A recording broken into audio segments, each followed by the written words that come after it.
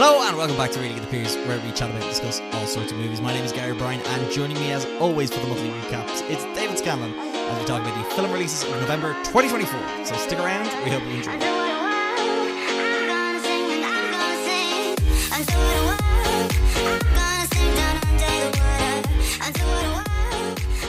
David, how are you? Well, happy Christmas. Happy Christmas. It's the happiest time of the year, Get David. out of here. It's not Christmas yet. Well, it's just maybe just Christmas. Yeah.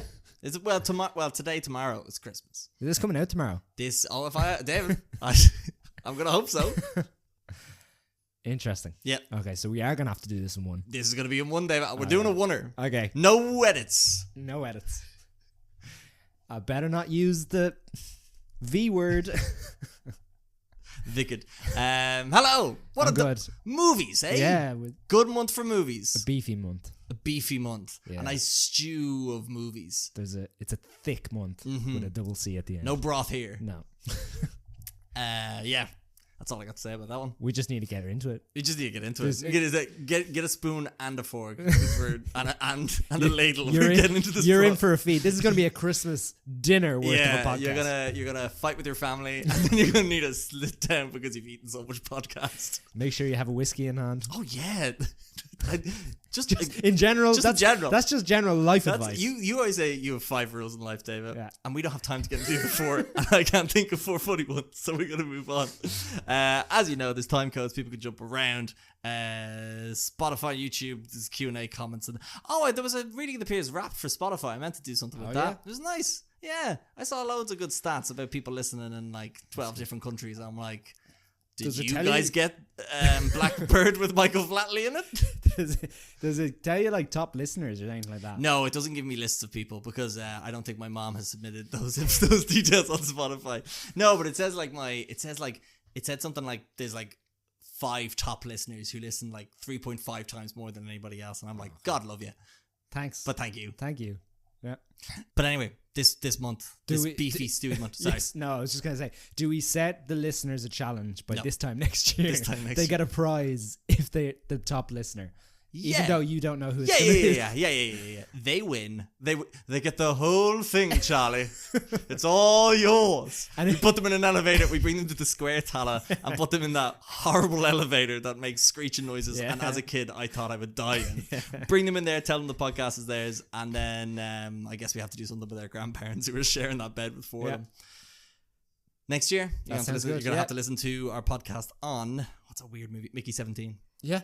Can't wait. There you go. But today's Beefy Stewie podcast, we're talking about Wicked, Gladiator, Anora, Heretic, Conclave, Juror number 2, Paddington in Peru, small things like these, Moana 2, and we're not doing Tell You What I Saw the Other Day because there's simply no time, and there's no time to die. It's a podcast. There's no time to podcast. There's no time to tell you what. We're doing a oneer, David. We don't have time to read. All right, let's go. Do our usual, and we're talking about what's coming out in December, and I'm very excited about one movie in particular. There's not a huge amount coming out in December. Not a huge amount, but there's one big movie, David, that I can't wait for, and I'm so excited, and I can't believe myself as I'm like a child on Christmas. Whatever I get on Christmas Day will pale in comparison to the gift that I'm about to receive in the cinema and the Omniplex when I go watch that movie. But less about Lord of the Rings, War of the Rohirrim. Is that it? Get it right. Okay, sorry, David. That's clearly a joke. Right, David, we're going to kick things off with the movie you said was your favourite of all time, Moana 2.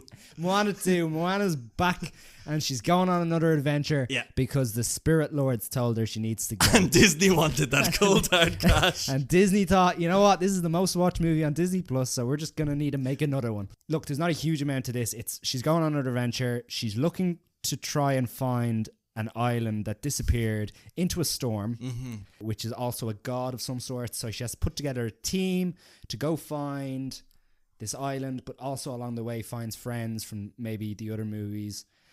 I would say that's all you need to know. Kids wise, it's probably perfect for kids. I went to a screening and plenty of like very, very young kids, and they seem to be fine about it. The main thing is they probably just lost concentration sometimes, but probably a perfect one to stick on. I'm sure it's going to be on Disney Plus before Christmas. So what I would say is it's not. No. Really? Yep. As far as I'm aware, they're not looking to put it on Disney Plus before Christmas because they know there's too much money in it for the, the way where like remember Jumanji came out, The Greatest Showman comes out, like people they need things to go to see in December, January, in the taint of Christmas time. Yeah. Well, in that case, then You're not going to pull me up on that, or are you aware of what I'm talking about? the taint of Christmas. Yeah, so basically what happens is... Well, it's just people like to do stuff at Christmas. Yeah, but with it's their like... family. So there's that weird period of time between Christmas Day and New Year's Eve. So it's like the taint of Christmas. I get it. Yeah. I understand the concept. Yeah. I'm just for listeners who might not be aware. The gooch. The gooch. Yeah, the gooch. Yeah. Exactly. Yeah. GA All-Star. The gooch of Christmas. Perfect time to go see Moana 2, bring the kids. So in that case, my point is still valid. It's still a perfect time to bring the kids. Yeah. But if you're an adult, this isn't great. It's what I would say is it's totally what's the opposite of unapologetic? It's offensive. Unoffensive. Yeah. So like there's nothing in it that I would say, oh, that is extremely bad. There's one or two points I was like, oh, that's kind of annoying me. But then other than that, like it was so like bland and fine. Now I'm the type of person that only watched the first one like after it came out, and probably a good few years after it came out. So I'm sure I enjoyed it or whatever, but it wouldn't be like very close to my heart as it is for, I'd say, some people. But the best way I can describe it is totally inoffensive in the fact that like you'll probably be bored by it, but you also won't be offended or you won't be like annoyed by it. Did you ever watch Elemental? Yes. It's like that. Yeah. I haven't seen Moana 2, but I imagine that's what came to mind when you were describing it, where it's just like there's a story in there that goes from A to B with a solid voice cast, interesting visuals, but this one has songs that are apparently not as good as the original. I didn't actually mind it. There's a couple of songs which there's one song which I thought was great, and then there's the rock song where he can't sing. Now, David, am I right in saying that's all songs with The Rock? No, because he did the one last one, which he was fine in, but this one, he's just, I think he's trying a little bit too hard. He's going for that Oscar, David. But I feel like Lin-Manuel, who wrote his song in the last one, knew his limitations. Mm-hmm. And this guy who wrote this song obviously didn't take that into consideration because he thought, oh, The Rock knows how to sing, but he doesn't know how to sing. It's actually, one sec, so it's fine. It's just, again, it's just not as catchy as the last one. You know, the one where he's like, you're welcome. Mm-hmm. Which I think is great. But there's one song in this which is great. The problem is as well, there's a bad guy who you think is a bad guy, but she's not really a bad guy. And then towards the end, there's also another bad guy, but he's also a cloud, which is a bit like Galactus. Oh. And so, yeah, you don't really have that point where you're like, who am I rooting against? It's kind of just like, and then the team is fine, but they're a little bit goofy. Yeah. And you hate goofy. No, but it's not even that. It's like, this is not how a person would act on the ocean. Even if you are a goofball, you'd be like, yeah, I should probably not fall off into the water and drown. Is it the chicken? No, the chicken's fine. The pig as well, totally in there just to sell more merch, toys. Yeah, which I can. Yeah, fine. And I guess the other thing I wanted to just, because I haven't talked to you about it, is this was meant to be a TV show. Yeah, and I heard that there's like very clear breaks where you could tell like, that's where this episode's ending. That's where this episode's ending. I didn't get that at all. Oh, okay. So again, going into it, I knew that, and I was expecting like, they'll go to this island and they'll do this adventure, but it'll be like instead of it being like 10 or say 20 minutes to half an hour, it'll be like 2 minutes to 5 minutes. But there's nothing really like that. Okay. There's only really. There's the bit at the start where she finds out she needs to go on the adventure, which is kind of like the first act. But then the second act, there's nothing that really happens. They meet those coconut heads again. Mr. Coconut Heads. The 1929 movie with Groucho Marx. Mr. Coconut Heads, like the Mr. Potato Heads. Oh, but it's coconuts. Yeah. I get you. More merch. And then there's a bit of a thing with that. And then they end up in a clam. And then they end up out of the clam. Who hasn't, eh? And then they fight the big cloud. Okay. So there's not a huge amount to it. Okay. The plot is dragged out, I will say. Yeah. This is 150 as well, which they could have cut about 20 minutes, especially at the fact if they're going for that kid market. Totally fine, totally unegregious. It's cool. Bland as fuck. Okay. Right, shall we move on to something that is super bright and colourful and also full of musical tunes? Can't wait. Wicked David. I usually have the plot written in here and I don't, so I'm going to wing it. Yeah. Green Witch. We all know Wizard of Oz. The Wicked Witch of the West. We all know her from the 1930 movie with Judy Garland. It's 1938, I feel. Wow. And but this is basically a movie that tells the story of her before she becomes the Wicked Witch of the West. It is based on originally a book written by an author, and then that got made into a musical on Broadway and West End, written by another person. And then what they've done now is they've made a movie based on the musical on the book. and they have gotten a whole cast of characters to play these kooky folks. Again, don't have the notes here. So You're doing great, Gary. Keep it up. Cheers, thanks, Bill. So basically, the story follows Elphaba, the Wicked Witch of the West, as she attends Shiz University, and there she meets Galinda, or who we would know to be the Wicked Witch of the Good Witch. Just the Good Witch. The Good Witch. And she's also attending Shiz University, and and then all of a sudden I should have written. I'm just going to tell you. No, it's fine. Keep going. Come on. Yeah, and then so what happens is all of a sudden Elphaba has powers because she's had them since birth and has been an outcast, and she doesn't really fit into Shiz University. But then as the plot progresses, she kind of begins to find her way a bit and showing off her powers in the hopes of meeting the wizard, and she is coached by Michelle Yeoh's Madame Morrible to kind of harness these powers, but as the movie goes on, she's not always accepted for who she is, and she's meeting kooky characters like Bok, who's going out with her younger sister, and she meets a prince played by Jonathan Bailey, who's a fucking moron, and she likes the prince, but the prince likes Glinda, but maybe he doesn't, and who knows, and it's all about love and witches and the Wizard of Oz and the Yellow Brick Road. Right, okay, so you notoriously do not like the musical. No, so I'm a big fan of Wizard of Oz. Yeah. I remember seeing it as a very young kid. You watched it in 1938. Yeah. It captured me as a young child. And I wouldn't mind if this was like parallel universe. This is like same world, but like totally different kind of story. Or if it was like maybe 100 years before Wizard of Oz. But to anyone who has seen it, it's like parallel rather than like prequel, if that makes sense. Yeah. So yeah, I just think and a lot of it is, hey, you remember that movie and that thing that we did in that movie or that thing in that movie, and you need to see it where that came from. Yeah. Like Han Solo's dice. I got the dice. Yeah, it is. There is very much callbacks to that. So look, what's good about this? Performances are very good by our two leads. I think the chemistry between them is also fantastic. And songs, two are good. I like Defying Gravity is good, but it's stretched out for far too long. Oh my God, just get to it. You're like, come on, get up those stairs. Get on the broom and fly out of here. We saw it. It's there. It's in the trailer. I like the movie. I do like the movie, but I like the song. I Got a Feeling by the Black Eyed Peas. But I also like a song in this called What Is This Feeling? And it's all about loathing and hating each other. Big fan. I do think it's actually the strongest musical number, and it's the best choreographed. Everything else is very forgettable, and from what you've told me, it's quite the same when it comes to the musical as well.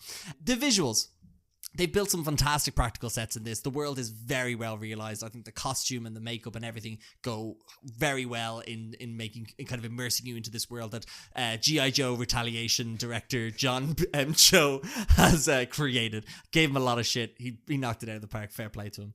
And what else about it is good? Yeah, I think those are the main things. There is some wonky CGI with those visuals, but look, that's what you're going to do when you're doing a Munchkin Land in 2024, whatever. What's bad is I didn't mind the pacing so much. I can imagine it's worse for you having seen the musical, which is 2 hours and 40 minutes, and then to watch one half of that also equaling to 2 hours and 40 minutes. I am similar to yourself in that I felt the callbacks to Wizard of Oz were kind of eye-rolly at times. There's a scene where the wizard has to try and pick the colour of the Yellow Brick Road, and this is like 2 hours and 20 minutes into the movie, and just like, get to the scene with her on the steps flying off with the broom. And I also thought there's a really interesting subplot that I had no idea was in the movie about animals, talking animals in Oz, all of a sudden being kind of outcasts and having to lose their voice and being a metaphor for corruption and removing of a society and a race. And so, that was really interesting.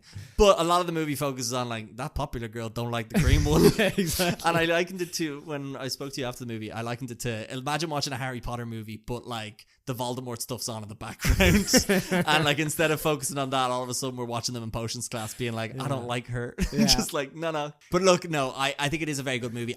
I'll similar to my thoughts on Dune Part 1, I will have a full rounded opinion on this when I watch the second half, because I am interested to see where the story goes, and apparently they're adding new songs, they're adding new story elements and stuff like that, so yeah, I'm interested. I just would like it to be maybe 2 hours and 20 instead of 2 hours and 40. We didn't actually mention the two leads, which I think they do a great job.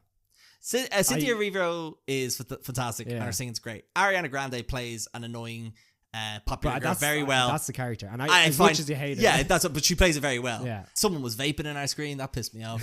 That was the movie's fault. That was the movie's fault. Michelle Yeoh, she's fine. She's good. Fine. And Jeff Goldblum is well cast, but weirdly used in that his scenes are just awkward, I find. See, what you needed was someone who is could play as goofy and kind of likable as Jeff Goldblum, but also be like sinister. Bill Murray. And we'll talk about a character or an actor who I think would have been great for the role in the next movie. He would have been great, wouldn't he? Yeah, because he almost does that in this movie. Yeah. In the movie we're going to talk about. But for me, and it's probably just because it gets to that stage in the movie, and I'm like, please hurry up. Yeah, because I'm like, you did turn to me and said, "Blow it up, ref." Like, come on. It was that bit with the yellow brick road. I was like, please hurry up. Just get it, move on. Yeah, the pacing in the middle, I find it is. See, this thing, I found it quite long, but it's very much because I didn't enjoy that story they were telling. But other people who might click with that story and interest in that might find the pacing to be fine. There's just a scene in the dance that goes on for far too long. Yeah. And there's a lot of back and forth in the college stuff and then anything with Jonathan Bailey's character, not for me. Didn't like it. Didn't like his stupid hair. Didn't like his stupid face. Kids need education. Yeah, if he's poor all there. And middle class, they need their education. Now, what I will say, there's a cool. He's sang that song "Dancing Through Life," and the bookshelves are all like circular and they're flying through them. That was pretty cool. Everything else about the song I didn't like. Everything else about his character, I'm like, no, just go away. Yeah, fair. Wasn't a fan, but I'm aware I can pick up on. There's definitely stuff with his character that influences stuff in the second one. So we'll have to wait. But that's what you get for splitting your movie in two. Yeah, you bring it on yourself. And anyway. the final thing I'm going to talk about, David, is the Munchkins. Not Munchkin size. I know. I want my Munchkins to look like they've been smoking for 30 years. No, their mothers and were smoking for 30 years. No. Because you remember those three who sing, sorry, the other ones yeah. who say, we're the lollipop kid. They have like the fucking, they've been punching darts all day. Yeah. But it's a wicked time, David, eh? It's a wicked out time. It's a wicked time. You know what I mean? I can't think of any Boston allegories. Hey, I'm not going dunking. I'm dunking a witch with a load of water. Are you a crooked co-op? What are the teams? Are you a flying monkey? Flying monkey. What are the teams in Boston again? The Red Sox? The Reds. Hey, the Bruins? Hey, I don't care about your ruby slippers. I care about my Red Sox. The Patriots? The Patriots. I got nothing for that one, David. I could argue. The Celtics? The Celtics. They're also green. They're also green. Anyway, come on. Look, good time. It's a fun event movie. I don't think we've got many of them this year, so it's a good Christmas time movie, I would say. Yeah. Full of what's it called? Fairy tale like wedding cake movie, very similar to a Beauty and the Beast, or you know what I mean, like that kind of like pomp stuff. Pomp stuff. Oh, I didn't do it for the last one, but I have a peer review number here for you. Oh, sorry, go over. So the last one was you'll hate this. Moana was 3 stars for the peer review. Yeah, I suppose. And Wicked is a 3.5. Well, hold on, 3 stars. How many people saw it? David, I don't have these stats for you. Moana 2, I feel like that's skewed. I have 5 people here. Oh, that's low. And for Wicked, I have. Oh Jesus, there's a few. 1 sec. 1, 2, 3, 4, 5, 6, 7. 1 sec. I have 12 people here for Wicked. There you go. And that's 3.5. Almost double the number. Yeah. Right. Shall we move on to our next movie? Heretic, David. Heretic. Peer review of 3.5. Getting it out there before I forget. This? Yeah. Interesting. Okay. And again, not many people saw this. No. Okay. So this is the story of 2 young Mormon missionaries Mormons? Yeah. Who are forced to prove their fate when they knock on the wrong door and are greeted by a diabolical Mr. Reed, becoming ensnared in his deadly game of cat and mouse. So I've not seen it. You've not seen it.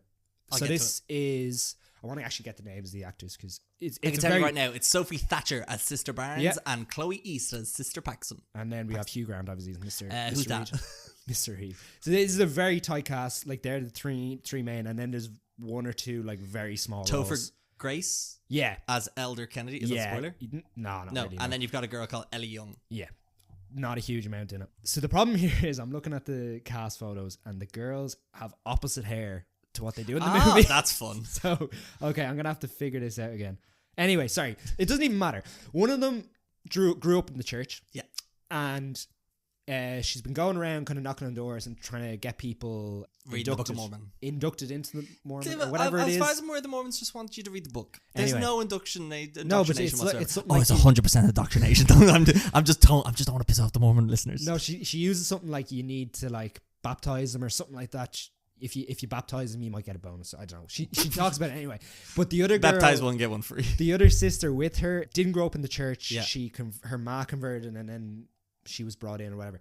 But she has, I was going to say, baptized people or whatever. She got people on board. So one of them kind of feels like she needs to prove herself, and she's kind of really eager. She's like, right. no, look, we'll go, and she's putting herself out there at the start, and then they go to this house, and straight away there's red flags, but she's like, no, come on, we'll get in there, and we'll get this baptism, we'll get this introduction, whatever. So that's kind of the heart of the story, is that like they want to prove, or she specifically wants to prove herself, and then the other sister is less so on the fence. She more has doubts and stuff. So that's kind of where it starts.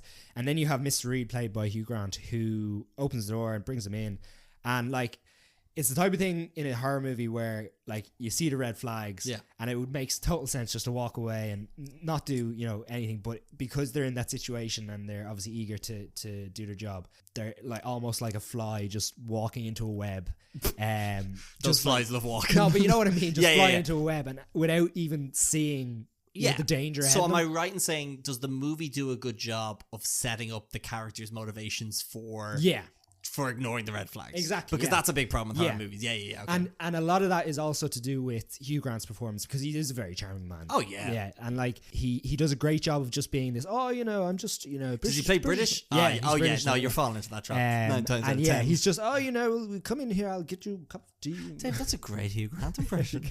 And so they just get deeper and deeper into the house, and then when it happens and it clicks, it is very interesting, because he's just kind of chatting to them, and he's just, you can make your own choices here. I'm just going to tell you a story, what I think, or what I've experienced in my kind of studies or my research or whatever, and it's up to you. But I think it does a great job of just keeping you on the edge of just like, I kind of want to see where this goes, and it's the type of thing of seeing a car crash in slow motion that you want to witness where this goes. All three performances are brilliant. I think the two girls do a great job. Hugh Grant, a Golden Globe nomination for Best Comedy. Yeah. Best Actor in a Comedy. It is very interesting because he does play that charming role, and he at no point is he like totally villainous. Until the thing. Until there's a twist. I feel like, I don't know much about this movie. I haven't watched the trailer, but as far as I've picked up on, is two women go into this house under the pretense of converting this man in, and he's giving them theological and moral sort of situations to try and test their faith, show them his point of view, and then lures them into a false sense of security, and then all of a sudden, sinister event or sinister turn happens, and then they realize, oh shit, we're in trouble. That's what I've picked up on. But what I would say, a solid horror movie. It's like, was there some other movie we watched? Wasn't Strange Darling. Was there another movie we watched recently, and it was kind of like, just get to the point where there's a sinister twist? Oh, Don't Speak. Speak No Evil. Speak No Evil. With James McAvoy, where you can something's coming, but you just don't know when or if. But I think this is almost better than that, because you don't know, like with James McAvoy's character, this guy's a bit tapped. Yeah. And there's bad things happening, whereas you don't actually know what Hugh Grant or what his angle is, and what he's trying to get at, what he's trying to prove, what he's trying to get out of these girls. Which I think is the thing that keeps you on the edge of your seat. Solid horror movie. It'll probably be on a Netflix or something. I think it'd be well worth watching anytime really the year. I plan to watch it soon. I was away the weekend it came out, and then it was just on at awful times in the cinema. It was on like 9 o'clock or something like that. Yeah, not too late for Gary. The other thing was, I ended up going to a screening which was relatively packed. Like, it was screen 4 and it was almost full, and I think that helped as well. Like, it was good screening, everyone was kind of well behaved. But solid. No vaping, no. But overall, very solid. It seems to be doing kind of quite well. Critically nominated, David. Yeah, so and again, it's incredible to see Hugh Grant just reinvent himself. It's one of my favorite things, because my good friend and friend of the podcast, Keane O'Driscoll, hates Hugh Grant with a passion. Yeah, but Hugh Grant has now slowly turned Keane from his performances in things like The Man from U.N.C.L.E. and The Gentleman especially, and even his turn in Paddington 2. Yeah, and he was in something else very silly that I enjoyed. Give me 30 seconds. Yeah, no worries. Hugh Grant, David Phil. Phil. I actually hadn't seen Wonka. It's Wonka. Wonka. I was going to say, sorry, I hadn't seen The Two Girls, but they were great, and I'd like to see them in more things. Well, look, should we move on to another movie that questions your faith and talk about a movie called Conclave? Go for it. So, this is a movie about peer review of 4 stars. Whoa. Starting that up front. Will you let us know what's top peer review? No, when you get to There is only... No, I believe there's a... I think... Oh, jeez, I don't know the thing. Let me just change this score here, see if I can... Surely you have a list, no? I do have a list, but it's all... I think I have one that has the highest. There's one with 4.21. Oh, okay, yeah, sorry. Yeah, but in terms of rounding down and rounding up, I think there's 3 on 4 stars. Yeah, fair. One of which is Conclave. So this movie is about after the unexpected death of the Pope, Cardinal Lawrence is tasked with managing the convert and the covert and ancient ritual of electing a new one. Sequestered in the Vatican with the Catholic Church's most powerful leaders until the process is complete, Lawrence finds himself at the center of a conspiracy that could lead to its downfall. Director, what's his name? Edward Berger, who people would know from All Quiet on the Western Front, not the one from 1920 something. David, I know you're a time traveler. So that movie was very stylistic, some great performances, score and visuals, and that is all the same in this case. We've got Ralph Fiennes leading up the cast here, who was wonderful in what people kind of describe as his kind of most deserving of an Oscar role to date. He's been in great roles ever since, but this one particularly meaty, great story behind it as well. You've got Stanley Tucci in it as well, John Lithgow, Sergio Castellitto, who you wouldn't know, but after this movie you'll be a big fan of him. Same with Isabella Rossellini as well, and then another actor called, what's his name, Carlos Diaz. Can't pronounce that. Diaz? Is it Diaz? But it's pronounced D. It's spelled D-I-E-H-Z. Diaz. So this is based on a book that I didn't actually know. I didn't know it was a book, and but yeah, it's a very gripping story. So yeah, as I kind of mentioned up top, it's all about this Pope who passes away, but you think it's going to be an easy job. But what's really interesting about the movie is there's a bit of conspiracy in it, and there's a lot of questions around faith, how organized religion works, even just in terms of just general societal things like being very liberal or conservative or socialist. This movie kind of tackles it all, and it's weird to see it in the construct of picking a new pope, because it's almost like picking the direction of the world and how people view the church, because the Catholic Church has such a strong influence on countries that picking this pope kind of nearly defines what the rest of like the next 20 years could look like. So it's a wonderfully written, wonderfully performed, scored and shot movie that I would highly recommend. The pacing is great. It moves along quite quickly, but my biggest thing is when it gets to near the end, and no spoilers here, I think it just lacked to kind of land a lot of the ideas it had kind of introduced and kind of have some of those cutting blows or cutting revelations, and it kind of has a bit of a soft landing to it. But otherwise, I still don't think that takes away from being a very well made movie. Yeah. It's also I just to follow on from your point there, it's interesting to see the almost a political type nomination or a political type election, but because it's part of the Catholic Church, you don't want to seem overly ambitious. You don't want to seem overly prideful, because you know that's kind of goes against that kind of goes against their whole concepts or whatever. So again, just an interesting kind of wrinkle in the story. I think the other thing I really enjoyed about it is it could have very easily fallen into the trap of having generic characters, but I think every single one of the main characters and the main players, specifically the ones that are up for Conclave, all have their own kind of personalities, own flaws, and they all have a type of backstory, and we actually get time to kind of bed in with each one of them and see, like, you know, why they're up for, or why they're so popular and why they're up for, say, nominations, and again maybe downfalls and stuff like that. So really good job with that. As you say, I would have liked almost an extra little bit of intrigue, but again, I think that might have overcomplicated the plot. And then, as you say, I think it probably is a difficult one to land because there was so much going on. You kind of feel a little bit let down by it, but overall, I think it's well worth a watch, and it seems to be doing quite well critically as well. Yeah. A lot of Golden Globe nominations. Yeah. They came out today, so top them up, right? Yeah. But no, I also just wanted, another thing I want to talk about was, I just when you talk about, you know, being like an election to do with faith, and you have them being like, oh, I don't want it, and then they're like, but I want to be the Pope. And then each of them, every time they cast their vote, there's the repetitive scene of seeing them all cast their ballots and the number being counted out, and them all having to swear to God that this is who I should believe to be the Pope. And then something happens, they're like, now I swear to you that this I think it should be someone else. And how you're not actually, there's no campaigning, there's no rallies, there's no debates. It's all done. They all get together. It's all done kind of in secret. You have to kind of whisper conspiracy, behind it. Like they all have lunch together, and they're all at the same tables. Whether like they say like all the French people are together, the English people together, the Italian, like we're all meant to be here like a diversity, like showing the diverse scale of the Catholic Church, but at the same time it's like high school or secondary school societal sort of patterns of all the cool kids, cool ones being the French because they're punching darts or vaping. There's a character who vapes in this that is unbelievable. I also want to say as well, Isabella Rossellini, I won't say too much about her character, but she's very in the background for most of it, as are the kind of the sisters in regards to the proceedings of the conclave. But they have the eyes and the ears that they're in tune with it, and when she does speak and when she is involved, she's in it in a big way, and nearly got a round of applause in our screening, which I thought was fun. A lot of old people in ours. There was parts of it I think they got quite confused at, but it's a good time. They were probably shook. Shooketh. But great time. Highly recommend this one. Yeah. Intriguing. David, speaking about moral and moral dilemmas about faith and the politics of the world, do you want to talk about Paddington in Peru? So this is my second movie talking about 3.5 peer review animated character who needs to go on an adventure that's also a sequel.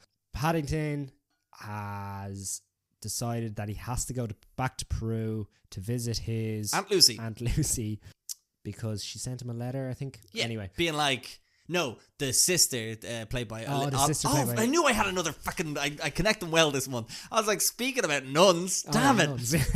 Olivia Colman plays a nun. Yeah, so Olivia Colman's character rings up Paddington, how are you, Paddington? Paddington's family, and says that he needs to get down to Peru as fast as possible because there is an issue with his Aunt Lucy.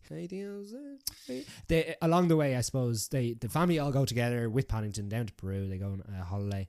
They find a treasure map. That belonged to Aunt Lucy. And they meet Antonio Banderas' character. Oh, whatever his stupid name is. Hunter Cabot? Cabot.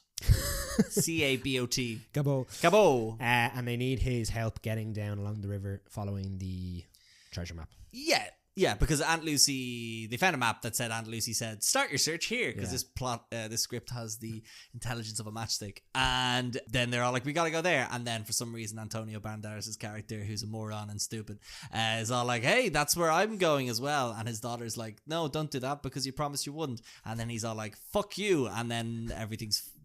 Yeah, he has a problem, Gary. He's got schizophrenia.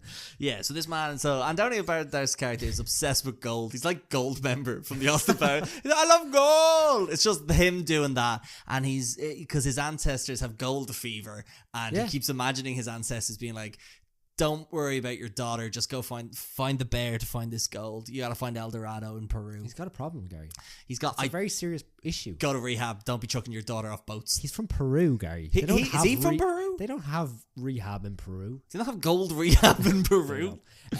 Anyway, I'll start by saying it's not as good as the first couple. Probably not. Yeah. It's category. No, objectively not.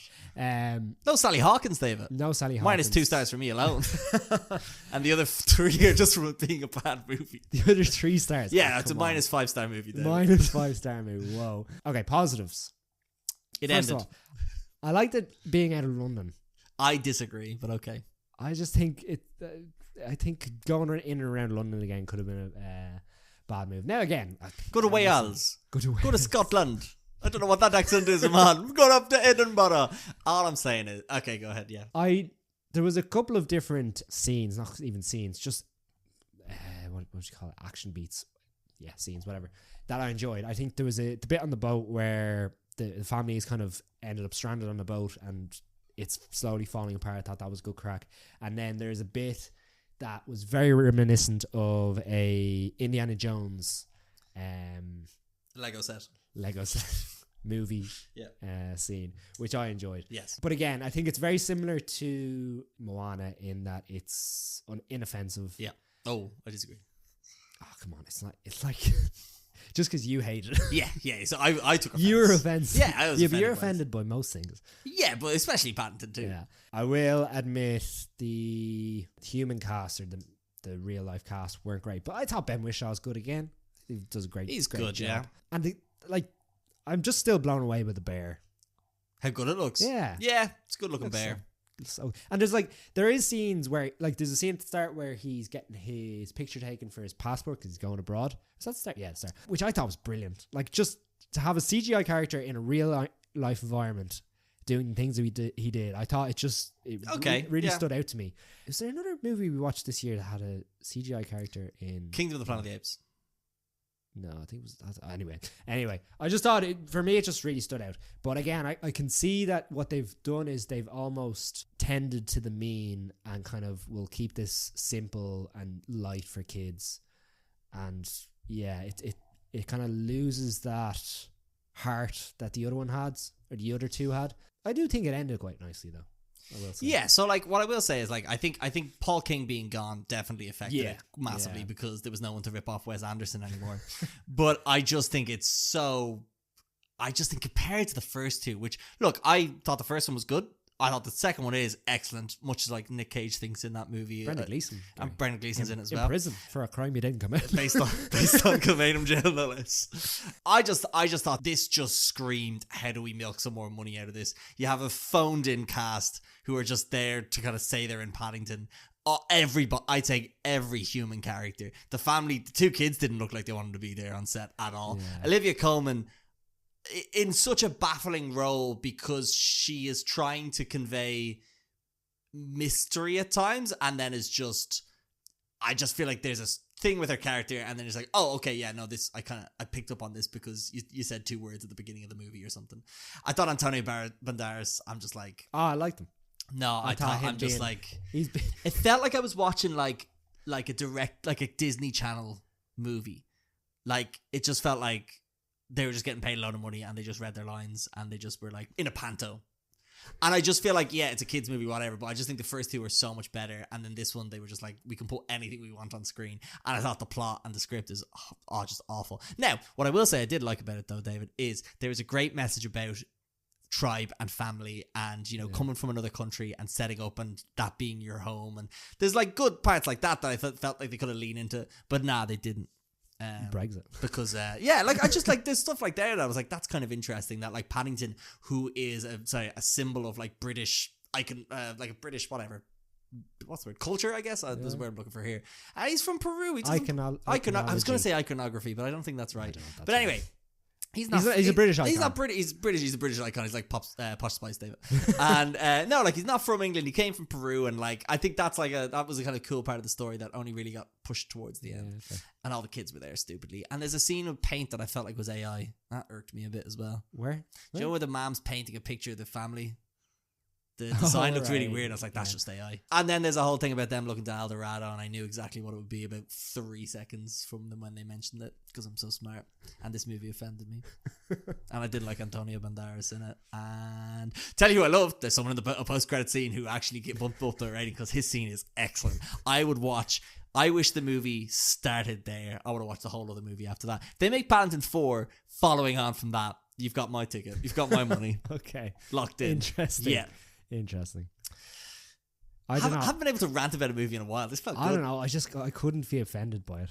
It's irked me so much. I just find it very difficult to be offended by kids' movies. I think it's because it's like the last one was good. Yeah, but like they just as made you say, money. I don't. Maybe I just wasn't going in with huge expectations. The fact that Paul King wasn't there, Sally Hawkins didn't come back. Yeah, did you see? I read an article, and she was like, "Oh, I just left because felt like my time to go." I was like, "You did in your hole. They either didn't give you money or you weren't around. Don't be lying. Don't be lying." Yeah, fair. Anyway, Joe, I thought it was funny. Was Colin Firth was meant to be Paddington originally? Meant to be Paddington, yeah. And then they made a Ben Whishaw, and Hugh Grant and Colin Firth hate each other, and I find that really funny. Yeah, I don't know if it's jokey or not, but I'm really here for it. I'd say it is, because I don't know. I feel like most British people couldn't have the kind of feud that I don't know, Americans have, apart from the Gallaghers. Although I still think that's made up for cash money. Yeah, big time. Yeah. Right, should we talk about another feud? I definitely had a link here and I forget. But I can't remember. I don't know what it is, Cool. so I can't help you. Peer review of 3.5. We're talking about Gladiator 2. This one's me, and interesting. I feel stupid because I did all the talking at the last end of this. This is my one. Don't you worry, baby. I got this. It is also about a foreigner living in an empire. Yep. Yeah, okay, going from there. Years after witnessing the death of the revered hero Maximus at the hands of his uncle Lucius. That's a bit. Anyway, at the hands of his uncle, Lucius is forced to enter the Colosseum after his home is conquered by the tyrannical emperors who now lead Rome with an iron fist. I just wasn't sure if it was a spoiler or not, and I just said it out loud. That's why. It's fine. Everyone knows at this point, I'm sure. With rage in his heart and the future of the empire at stake, Lucius must look to his past to find strength and honor to return the glory of Rome to its people. This is a 2-hour 40-minute movie directed by Ridley Scott, who is the director of the original. It stars Ireland's own Paul Mescal in the lead role as Hanno, and it's got a fantastic cast that includes Pedro Pascal, Connie Nelson, Joseph Quinn, Fred Heidinger, and the absolutely wonderfully sinister and scene-stealing Denzel Washington. It's got some great action sequences in it. It has some great locations that look good to go on a holiday with your best bud, and it's got some juicy action scenes, and it's a fun epic time. So what is good and bad about this movie? It lacks it follows a lot of the same beats as the first one. It's very much just the kind of like a more, I wouldn't even say modern, but just like hey, let's do Gladiator again, but just have it follow on from the first one. So it has all that. I think it does lack a lot of the emotional depth as the first one. Paul Mescal is good, but at times very unbelievable. Like when you look at Russell Crowe and you look at Paul Mescal, completely different actors, and when you kind of treat those two actors as the same, Paul Mescal was never going to live up to that. Direction-wise, I think Ridley Scott still needs a better editor, but I still think his scope and scale for epic stuff is still very, very impressive. Pedro Pascal, not an unusual role that we'd see him in, but his character is quite interesting. Connie Nelson's in it. Denzel Washington doesn't belong in this movie, but yet he's the best part of this movie. And our two emperors are wonderfully unhinged, and there's a monkey in a called Dondas who we should all appreciate and admire. Bow down to Dondas. All hail Dondas. What I would say is solid, without being spectacular. My biggest issue with this movie, and it's probably nothing to do with the movie itself, it's the marketing. My God, I try to avoid the trailers to this movie as much as I could, but no matter where I turn. And I won't say what it is, but the last scene of the movie is in the trailer. Yeah. And it's actually an unbelievable shot, and I was waiting for it. What I would say is there's a scene, the first gladiator fight with certain creatures isn't in the trailer, and that was the bit I enjoyed the most because I didn't know about it. But the rest of them, the bit with the rhino, it's in the trailer. Yeah. The bit with him and Pedro Pascal, it's in the trailer. Yeah. The bit in the boat, that's in the trailer. Yeah. That boat scene was really stupid, wasn't it? I feel like just in general, I was just like, there's like lads with arrows and there's lads rowing, and the rowing guys aren't dead within 5 minutes. But like that scene should have gone way longer. Yeah. Like it should have been more kind of like, I don't know, naval-y battle kind of stuff, or you know, it should have been piratey. Yeah. Almost Pirates of the Caribbean-esque. So I was really annoyed by that. Like I was kind of hoping for more of the depth of the scenes within the first one. My other issue is with the first one, we got a couple of standout side characters or like busy mates with Maximus, whereas there's no one. He has one friend, but he's not a gladiator friend. No. And I feel like that would have been a little bit more interesting in those gladiator scenes, because instead of just thinking about Paul Mescal, you're thinking about maybe another guy, or that he has to protect another guy, and instead of just going off rogue on his own. So I feel like that was a little bit lost to me. And then, personally, I didn't mind Paul Mescal. I thought he was fine. I think you're right about the rest of the cast. Pedro Pascal I thought was very good, because I think his character is the most interesting, and he has a lot more to do than most. But yeah, overall, it was disappointing because I probably went in with too high expectations. But definitely the mark in this movie is way too over the top. Like, it showed off the whole movie pretty much. Yeah. Yeah, and another thing about it, actually, I just reminded me of there is Ridley Scott's movies of late have a weird undercurrent of comedy, and you don't know whether it's intentional or not. Yeah. Happened a lot in House of Gucci, and a lot in this as well. Denzel has some very funny lines. The two emperors, they're very crazy. I saw someone on TikToks theorizing that one of them has syphilis, and that's why he's insane. And I like that. And the scenes with him, that's very funny, but you don't know if they're meant to be. The funniest scene in it, if I recall, is they're trying to figure out if Paul Mescal might be related to Maximus? No, not Maximus. The grandfather, the one who used to be the emperor. Richard Harris. Marcus Aurelius. Yeah. And there's a statue of him as a youth. Yeah. And they're like, who's that? It's like, it's my grandfather as a youth. And it's just like a 3D scan of Paul Mescal. It's just blatantly Paul Mescal. Yeah. And I thought that was quite funny. But yeah, I thought it was great.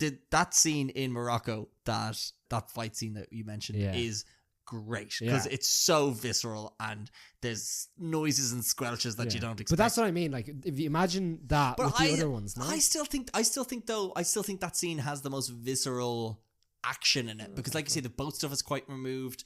The stuff with the rhino, it's very like, rhino charges, something happens, rhino charges again, something else happens. And then the last battle, I did like that it was a Triwizard Cup kind of vibe.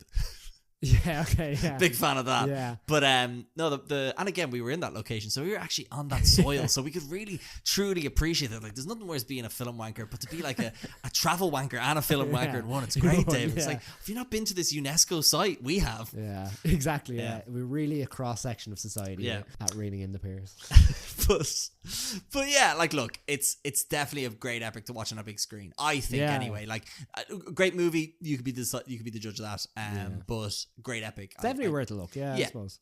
And also didn't mind historical accuracies. People need to like that's and like, I don't like people are like, there's no sharks. It's a bit of fun. Yeah. Ridley Scott loves it. I love it. It's the best. Yeah. The life of Paul Mescal, like I said to you before, he had done smaller things like After Sun, All of Us Strangers, Normal People, Foe, and God's Creatures. So people would know of him, but might not know his work. But forever now, he'll be known as the guy from Gladiator II, which will help him get more roles. He was excellent on SNL because he showed off the comedy side of himself. So I hope that also changes things. David, do you believe that Denzel Washington should be nominated for Best Supporting Actor? And if so... Yeah, sure. Yeah, excellent. I love it. I think he's great in it. Yeah. He's so wonderfully evil. Yeah. It's fantastic, and he has the best scenes. So... I'm probably not as enthusiastic as you are, because I feel like it's just Denzel doing Denzel. Yep. But... again, it works. Yeah. I think it works out.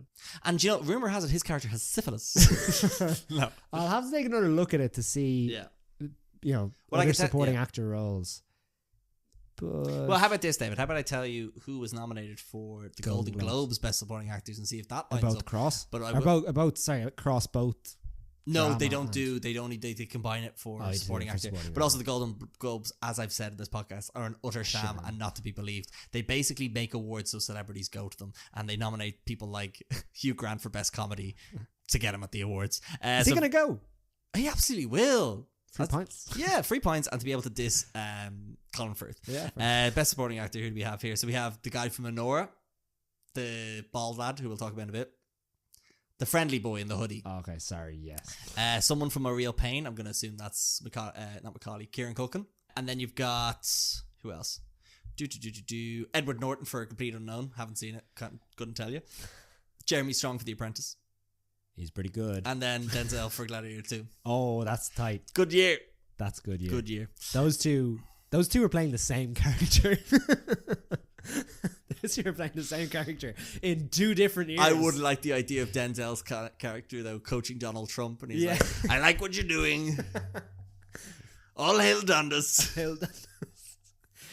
The swords and the sandals, pretty effective. Make Rome great again. What about Coliseum? Make it a casino. Lose money. Frankly." Big boats and sharks. People are saying, frankly, not true. Others saying, not realistic. Totally wrong. I need 12,000 thumbs down. Right, we'll move on because I got lost in that one. Right, David, speaking of Irish actors on the big screen, should we talk about small things like these, or as I like to say, all the small things? Okay, small things like these. Peer review, 4 stars. Pulitzer Prize winning book. Very small book, actually, if anyone's wants to read a small novel or a short novel. I'm not going to even go into names because it doesn't matter. Will I do the plot very quickly? No, I'll do the plot. Okay. Cillian Murphy is Bill Furlong. Bill Furlong. I'd say it's Waterford. Could be Wexford though. He lives there with his family, who are his wife and 3 or 4 daughters. Can't really remember. And he works not in the mines, but he is like coal. He sells coal or something like that. He's Santa Claus? And he very timid, kind of shy, typical country Irishman back in the day. Just keep to himself. Wouldn't say a lot. He's the person that goes around and sells coal to different people. So he go to the farm, sell 20 bags of coal. That's your coal for the next 3 weeks, whatever. He goes to the school, gives out the coal, whatever. We get it. He sells coal. But the important one is he goes to the convent. And sells the coal. There's probably to another nuns. nice nuns in there, though, David, right? This is the 3rd movie. Yeah, a lot of nuns this week. Nunvember. And one day he ends up dropping the coal off in the coal shed and finds a young girl who has obviously spent the night out in the coal shed. So just as a nice individual, brings her back into the convent. But he starts, because in Ireland back in the day, because we were such a religious country, and we were taken over obviously by the Brits, and when they were left, they left a gap, and the church decided this is our time to swoop in. So if you had a baby out of wedlock, there was no choice but to either go to England and try and get it aborted, or you would just go and work in the convent or in the laundries with the nuns, and they would take your baby and get rid of it one way or another. Yep.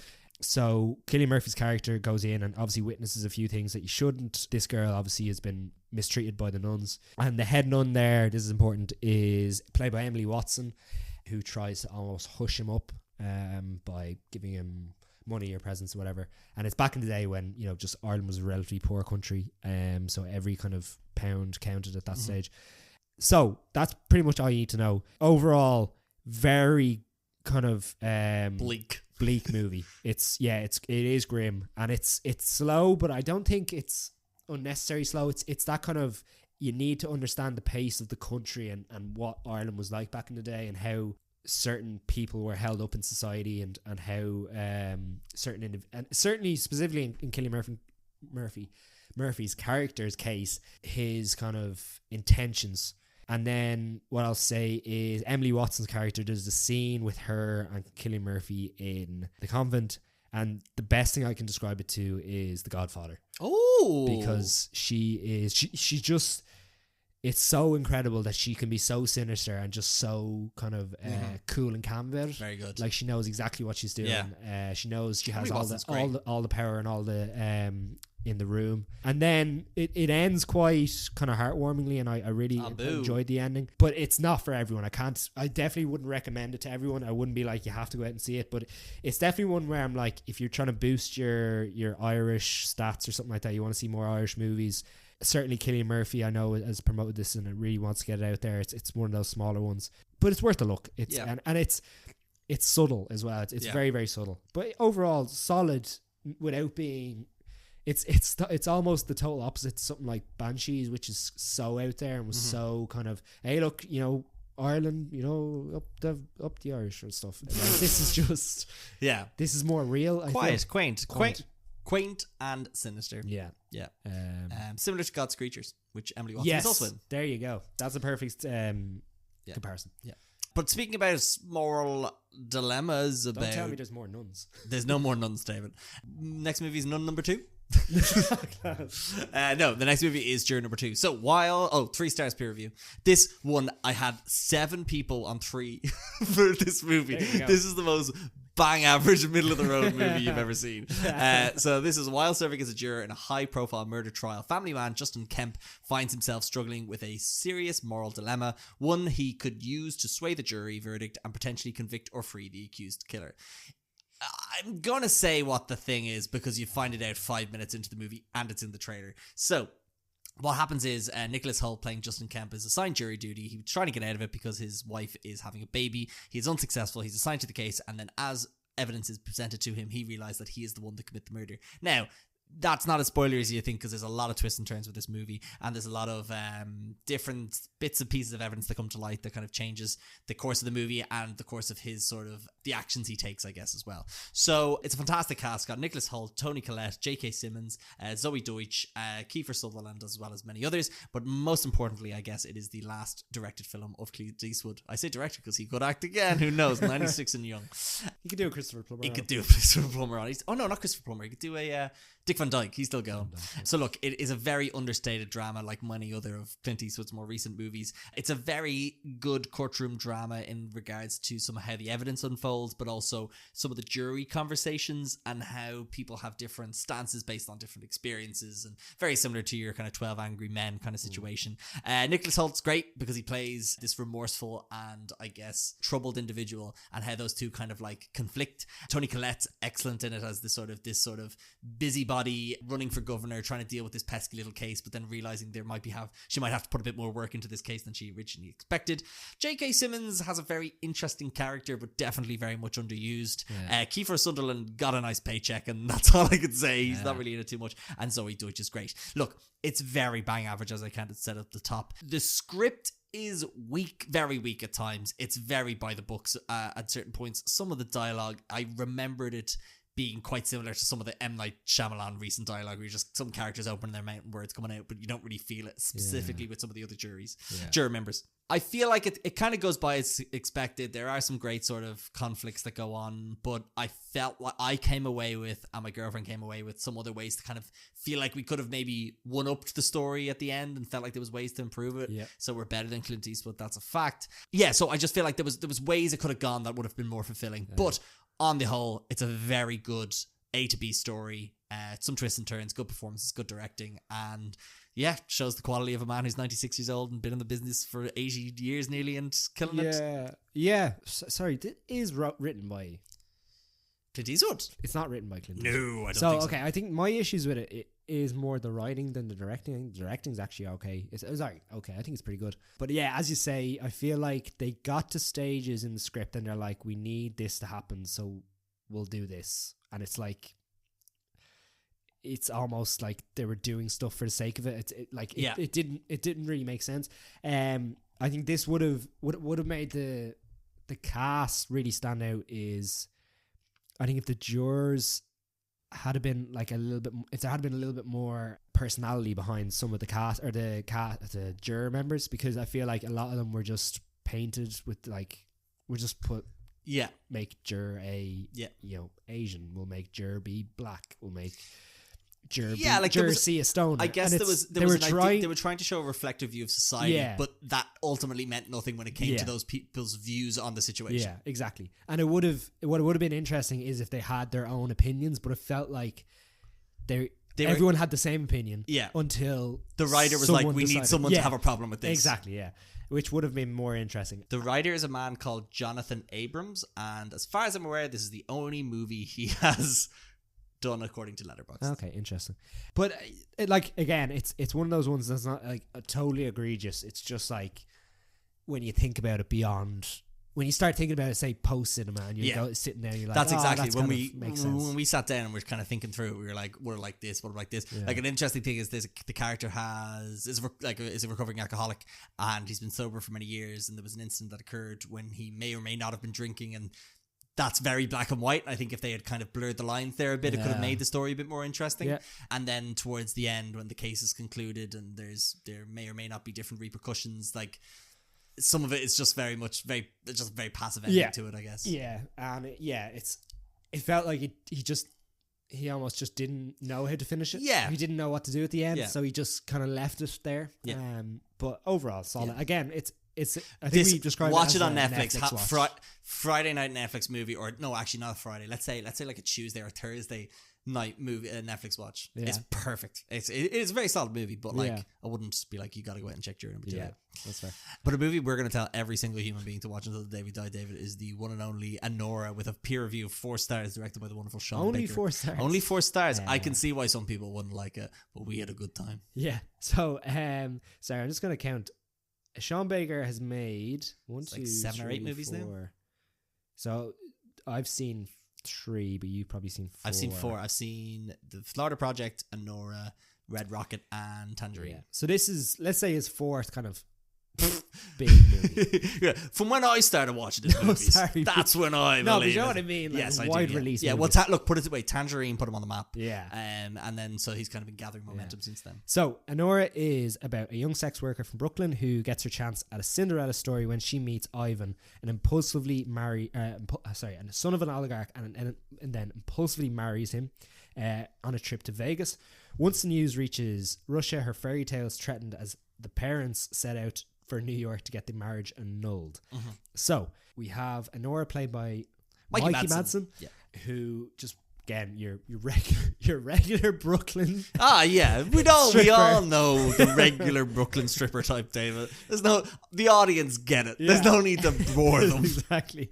And her biggest gift are obviously her sex worker abilities, but also the fact that she speaks Russian. Mm-hmm. So one night when Ivan, the son of the Russian oligarch, decides to come into her strip club, she is asked to give him a personal dance, and he obviously wanted someone that could speak Russian, and so they hit it off. And from the time they first meet, with probably about a couple of weeks, he decides that they want to be kind of more exclusive.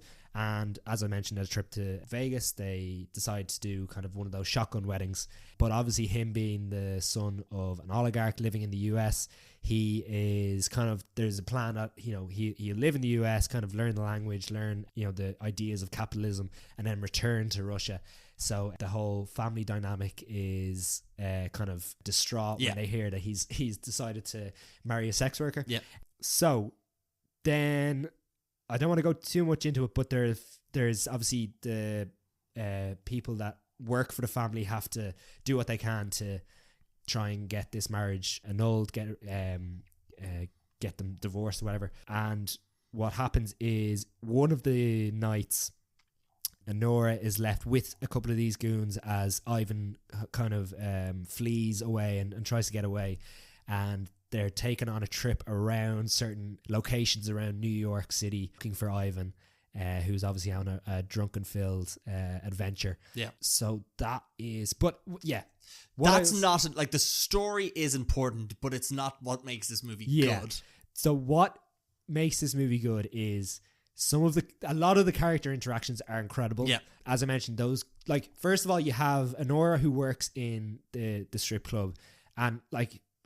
She just has a couple of interactions with people, like obviously friendly with some and not with others. But then obviously her and Ivan, and then Ivan is the type of person that's so brash and over the top, and it's like that proper, like he's so Gen Z. Yeah. He's so incredibly Gen Z. He has absolutely no cares in the world and all the money in the world and just doesn't know what to do with it all. So he's just so, so incredibly free spirited. But then you have the people that work for the family who like, very traditionalist, very traditional, like, working man, working like Russian immigrant class, family, who just work for everything, just trying to they got, trying to do their best, don't want to get in the wrong side of the family, and you can just see that they're just sick of this shit. They've been, and what I really appreciate is when a movie can portray that we're in a world where just because we've started at a point, there's actually depth beyond that. Yes. And there's stories that we just haven't heard, but we can see that the characters are almost withered by that. Yeah. Which is incredible. And then just Anora is almost like a force of nature. Like she will not give up this dream. Yeah. And it's incredible and like what I say to people is, and Sean Baker does a great job of this, is that like there's not any point where you feel like Anora's character is like a gold digger. Because like there's nothing she believes the fairy tale. Yeah. And she's like, she never asks for anything. The only time she actually asks is, if you want to marry me, you got to get me a ring. Like a proper ring. Yeah. Everything before that, she never asks him to like pay for, look, if you want sex work, you have to pay me, but you're not going to spend over the odds. We're going to make a deal or whatever. Yeah.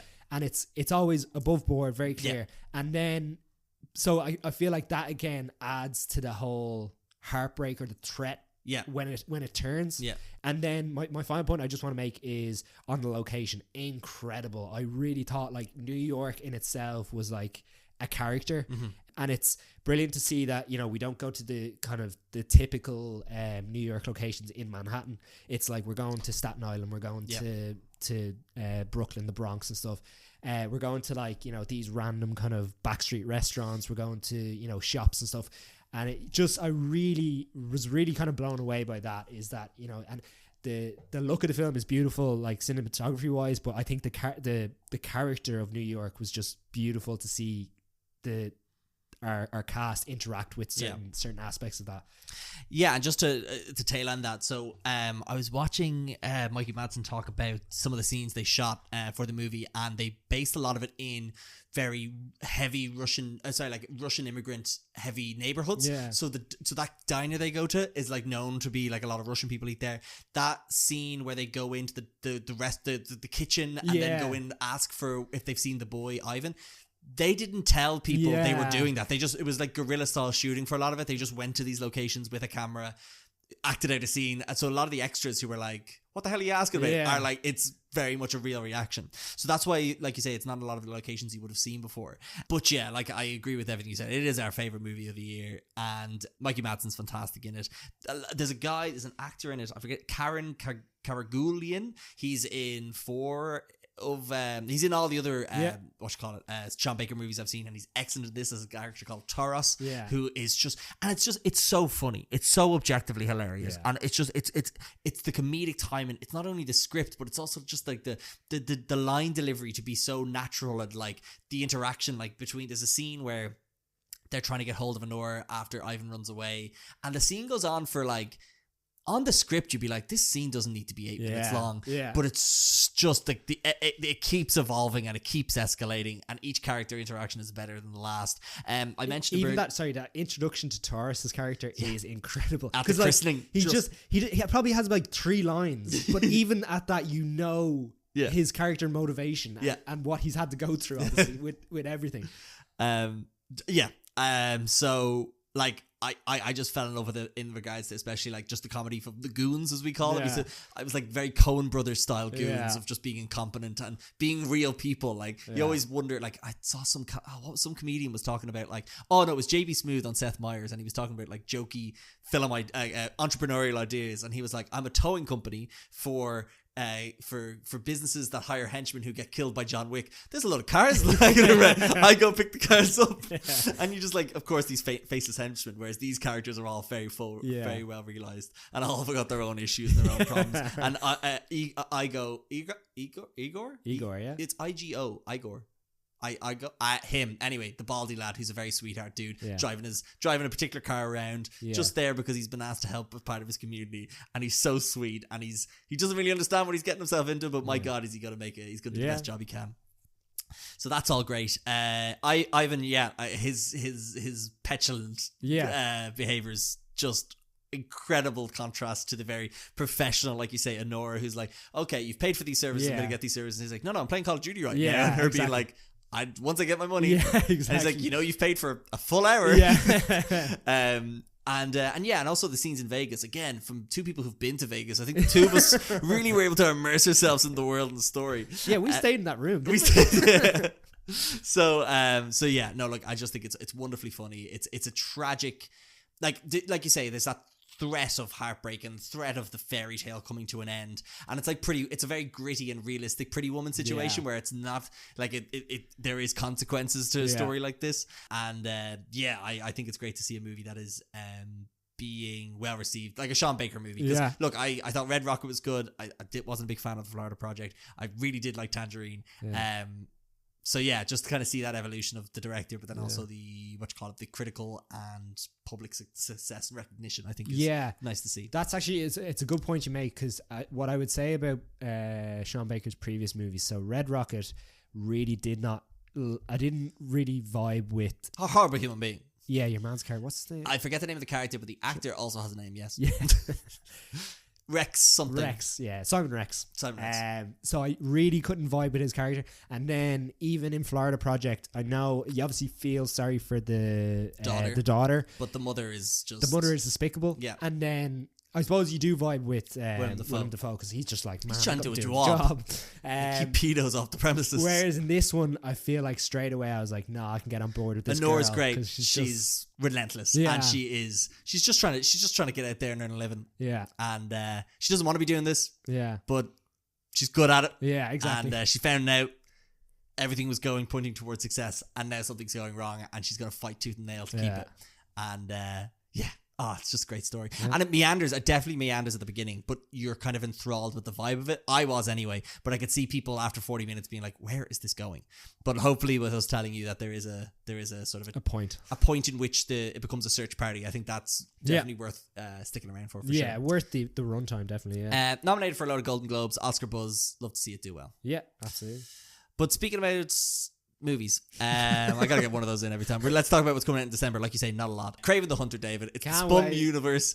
It's Craven the Hunter. I didn't know his name was Craven Kravinoff. Gary, I'm gonna be honest with you. I haven't seen the last Spum movie, so I might give this one a skip. You're gonna skip Craven the Hunter? All right, you're a loss.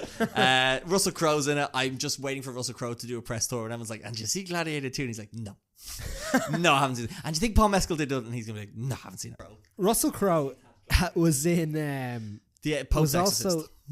also he was also in The Mummy, Yeah, wasn't he? yeah, And he's in this. yeah. And he makes some questionable choices. Ariana DeBose. He's in 2 Pope movies. Yeah. Yeah, or two movies of being a pope or whatever. 2 movies. He's Bishops or something. bishops, yeah. Or, No, he's in 2 Cardinals. Exorcist movies. I can't remember. Anyway. Look, it's not going to be good. No. I'm looking forward to see it. Can't wait. It's an hour and 40. Can't wait. when is that out? It's out this Friday. Yeah, it's going to be awful. It's an hour and 40. It's Aaron Taylor Johnson. It's Ariana DeBose. I can't. Why I'm looking forward to this, David, is I'm just looking forward to whatever weird tangential reference they make to the Spum universe, whether it be, and when we say Spum, we mean Sony Pictures universe of movies. Is it that? Spider-Man? Sony Pictures universe of movies. It's a podcast called The Weekly Planet. They call them the Spum movies. It's the best way to call them. Yeah, I just want to see if they include Morbius, Madam Web, Venom. Yeah. I just want to see what they do. Yeah, Yeah. sure. There's 3 Spum movies this year. Incredible. Incredible. My God. Lord of the Rings, The War of the Rohirrim. That it? Yeah, that's it. It's a movie that takes place 183 years before the events chronicled in the original trilogy. They used scenes of the live action movie to promote the trailer of this, and I think all it did was make people think, God, those movies are good. Why would I watch this? I don't know anything about this. I don't care. Moving on. You're a big Lord of the Rings fan. What do you think of it? See, I'm not the best person to ask because I try to stay away from these types of things as much as possible. What, you mean So, trailers? yeah, or like any sort of. Are you going to go see it? I'll probably see it. Very good. Is it next week? This week, this Friday? This Friday. Yeah. Oh, I'll go see that instead of Craven the Hunter. Yeah. Fair. Also out this Friday, Queer. Okay. There's a movie called Night Bitch out, and it was out last Friday, and I didn't put it in the notes. Oops. Was there an Omniplex? No, not Nanoplex, no. Okay. But it was out. It's got Amy Adams in it. Yeah. She's meant to be good in it. That's all I know about it. Then there's Queer, which is Luca Guadagnino. Again, always a fun name to say. It's got Daniel Craig in it. It's not meant to be great. Is it? I've heard not great things. Okay. But it's about I stay away from Mexico that City. American expat in his late 40s leads a solitary life amidst the small American community. However, the arrival in town of Eugene Allerton, a young student, stirs William into finally establishing a meaningful connection with someone. It's like Call Me By Your Name. That's the vibe I'm getting from it. Questionable. Yeah. Wallace and Gromit. Vengeance Most Foul. Supposed to be good. Supposed to be very, very good. I'm not going to read the description. It's a Wallace and Gromit movie. You know what you're getting. It's out in cinemas technically, but I feel like it's just in like 2 cinemas in Ireland before it launches on Netflix after Christmas. It'll be after Christmas. I think it's after Christmas. I think it's sometime in the new year, or like maybe like January 3rd or something like that. Fuck's sake, I was thinking about I could watch that at Christmas. Maybe don't check that now, Dave, for you now in the background. I feel like do you remember when was that year that yeah, Netflix brought out Glass Onion? 2022. Is that 2022? Yeah, it's releasing. Oh my God, I'm so good. It's out internationally on the 3rd of January.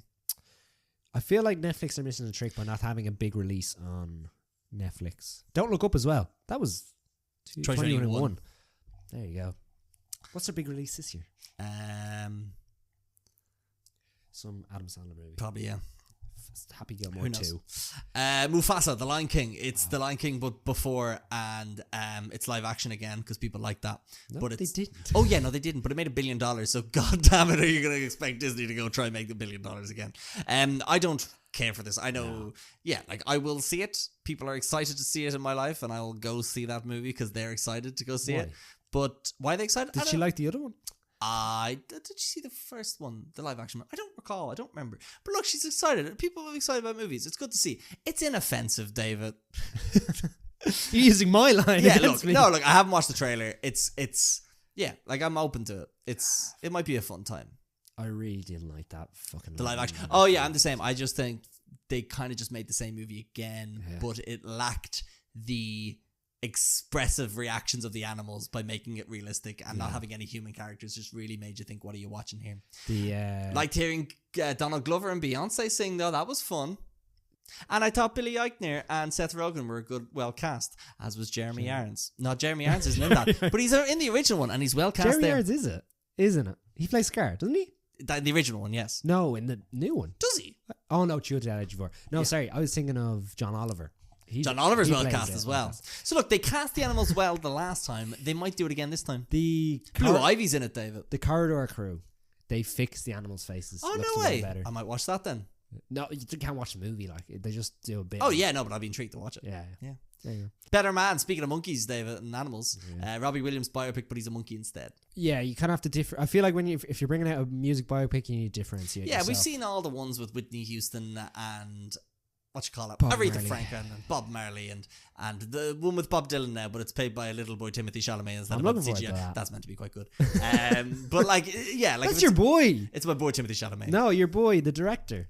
Jimmy Mangold. Jamie I Mangold. love Jimmy Mangold, yeah, to be fair. And like, look, what's interesting is I find it really amazing that no one outside of the UK really knows who Robbie Williams is. Yeah, that's like, true. it's just Australia, Ireland, UK, probably India, I'm going to assume. I don't know. It's a British colony. Jamaica, throw that in there I'd as say well. Europeans know. I don't really feel like he just never seems to have any sort of. So the Americans definitely don't know what he's like. But if you're telling me there's a musical biopic, but the lead guy is played by a monkey, it might stir up some interest. I'll It's tell on you a funny Netflix. story. I have a friend that works for a German company. And it's not. he went over to Germany for the Christmas party a couple of years ago, maybe. Yeah. And this is like a Is this when $1 billion Take That were company. performing on it? No, Robbie Williams was. Oh. He only cost $1 million or €1 million Yeah. for the night. Yeah. I think we just pile our friends together. You Friends reckon- and family. So wait, you think we could pile enough people together? So here's a new contest. The biggest listener of Reeling in the Pews has to pay. We also need to pay for a venue as well, which I'm questioning. David, is your gaff free? Put him in the back Put him garden. upstairs. Get him out the back. We get all the Reeling in the Pews listeners together, and we all. I'd say we could pile together 1,000 people to for 100 quid each. 100 quid each, I'm 1,000 telling you. people, and get Yeah. Robbie Williams. I'd say we could. Yeah, Like I'm does- thinking like family of friends, or friends of friends. Okay, I'll put it in the description, and people can follow the link and express their interest in getting together. What's the thing where you put money in? You A bank, you know what I mean? You're like trying to raise money. GoFundMe. GoFundMe. Yeah, we do a GoFundMe to get Robbie Williams to perform in. Sorry, that was 2 years ago. That could have gone down. I think it's only gone up, but okay. He's a Spurs fan now, David. His price has definitely increased. Might as well do it at the White Hart Lane or 3 Point Lane or whatever it's called. Oh boy, no need for that. Right, and David, to end things on the utmost positive, I cannot wait for Sonic the Hedgehog 3. I am so excited. Jim Carrey's in 2 roles. You're adding Keanu Reeves to the mix. It's a globe-trotting adventure. There's bits in London. There's bits in Japan. I cannot wait. It looks like so much fun. I know you're not a big fan of these movies, but it's got some of the best Jim Carreying I've seen to date, and I'd love to see him having a good time. And I can't wait. I saw another trailer about it. He's dressed up as Santa as the old Dr. Eggman, and then he's the other Dr. Eggman is dressed up as a little boy, and he tackles him into the Christmas tree. They have a dance. They're wearing spandex. I cannot fucking wait. I'm so excited, David. Christmas cannot come early enough. Yeah, I'm totally indifferent. Cool. And can't wait. Cool. The only thing I was going to say about it is that Hayden Christensen was rumored to be Shadow, and I think that probably helps his career more than it does Keanu Reeves playing Shadow. Sweet. I thought you said Keanu Reeves was in it. Yeah, he's playing Shadow, Yeah. but Hayden Christensen was linked with playing Shadow, Oh, and I think it would help Hayden Christensen's career more than it would Keanu Reeves. Yeah. But then you have Keanu Reeves on a press tour being like, yeah, I'm going to need a really fast motorcycle. So fast. What's he saying, John? He's like, I need a gun. I need a gun. Yeah, can't wait. Can't wait. I'm thinking I'm back. Yeah, I'm fast. I'm a hedgehog. Okay, this is going unhinged. Beep, beep.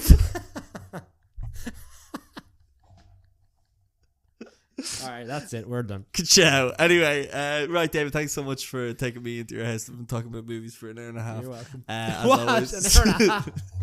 Nah, it's not been an hour and a half. I'll cut that out in post. I do you remember we did that weird bit about Trump and the Colosseum? There's no way that makes it in. But yeah, thanks for you. Thanks for the listener. Happy Christmas. It's not Christmas. You can follow on the Instagram, the TikTok, the YouTube, the letterbox. Links are in the description. Email us any random thought that comes into your head. I'm sure we'll talk about it. Go watch Mrs. Doubtfire and enjoy Sonic the Hedgehog. Yeah, I'm pretty fast.